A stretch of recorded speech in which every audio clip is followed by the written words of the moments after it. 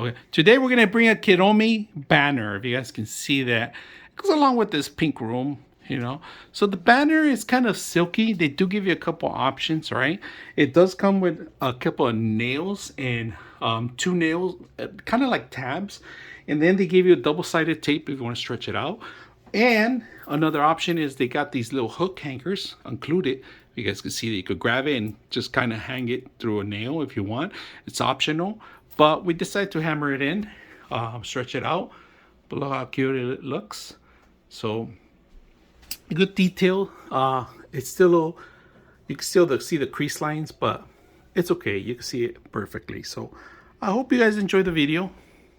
If you like something like this, this is about maybe a couple feet long. So I would say 5 feet by 5 by 4. That's pretty much what I'm looking at. So I'll put the description here. So I hope you guys enjoy the video.